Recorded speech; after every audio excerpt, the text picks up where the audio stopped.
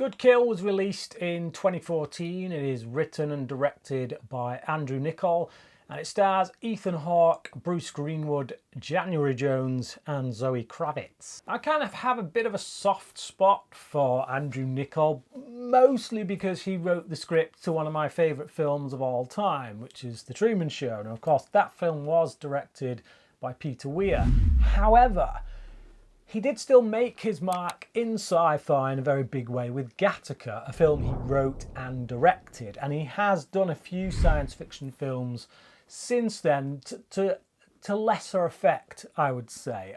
In Time is a film that I do like quite a lot on the second watch. I wasn't so keen first time around. And his other work has been a bit, somewhere in the middle to not so great. This is the last film on his kind of director's CV that I needed to get around to watching, to be honest. And his last war effort, I wasn't quite so big on as most people. It seems to be one of his most critically praised films, the Nicolas Cage film Lord of War. It wasn't really my bag, so I was like, okay, I think I probably prefer this guy when he sticks to sci-fi. But I like Ethan Hawke. I like Bruce Greenwood, I like Zoe Kravitz. So yeah, I finally got around to this.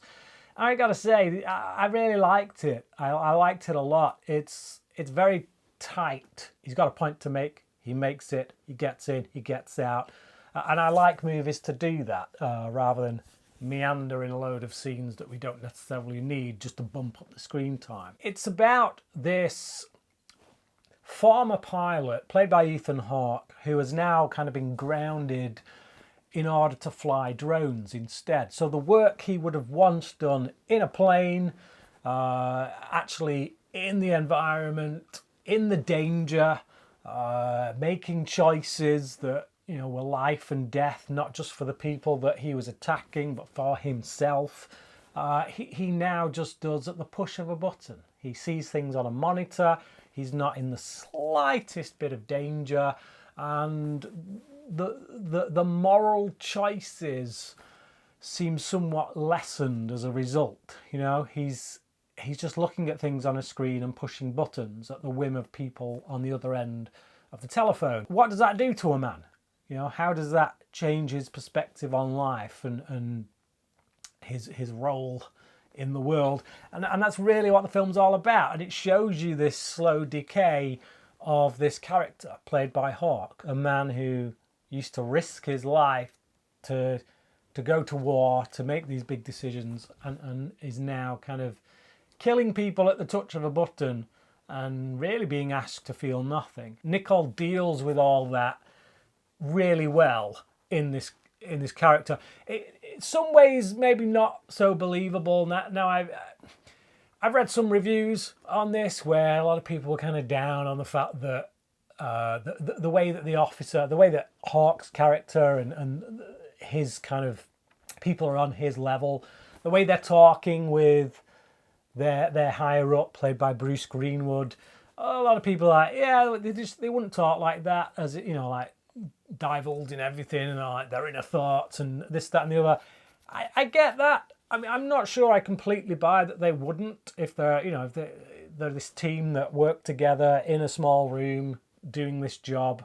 I think they would be quite close-knit. But either way, it allows for conversations that open up the areas that Niccol wants to explore. And I don't really have a problem with it. I don't kind of sit there listening to them talk to each other thinking, oh no, these conversations would never happen. The whole film is just blown wide open for me and I can't watch it. It's just, no, it's a tactic. It's a tool that is being used by Niccol to explore these issues, and I'm fine with it, to be perfectly honest.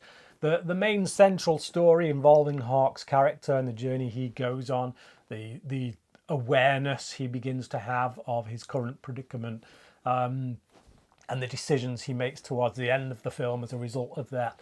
That's what I find interesting. That's what I find intriguing, and I'm really drawn into this character. I want to see where he goes. I want to see what decisions he makes, whether he's going to change the path that he's now on or just sink into it to the point of losing all humanity. All the actors are great in it. Bruce Greenwood's always reliable, to be honest. Zoe Kravitz I really like in this.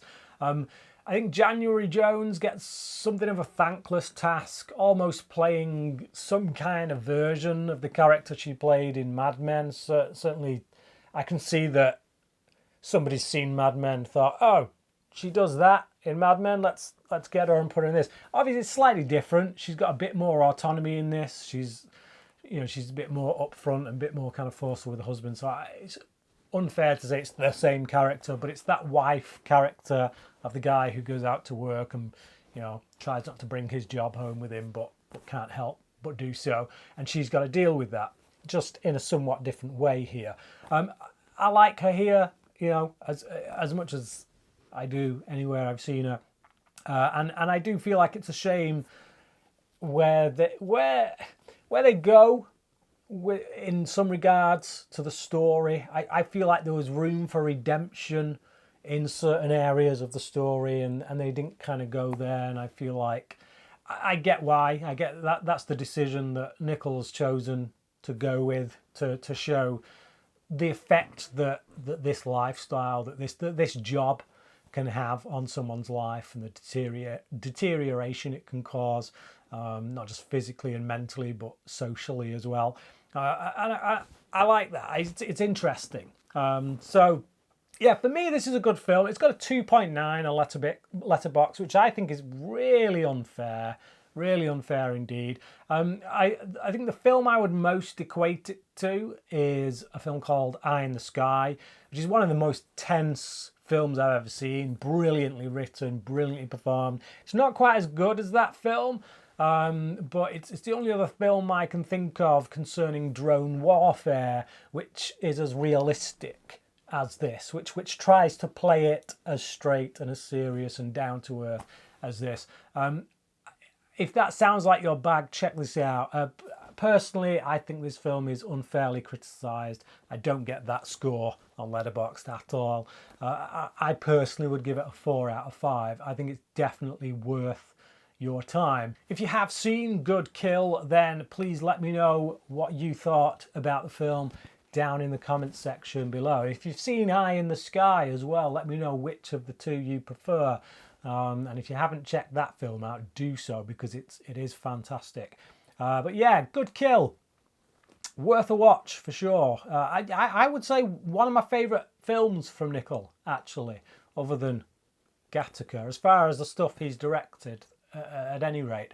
But yeah, let me know your thoughts on the film. Thank you for watching this video, and until next time, cracking.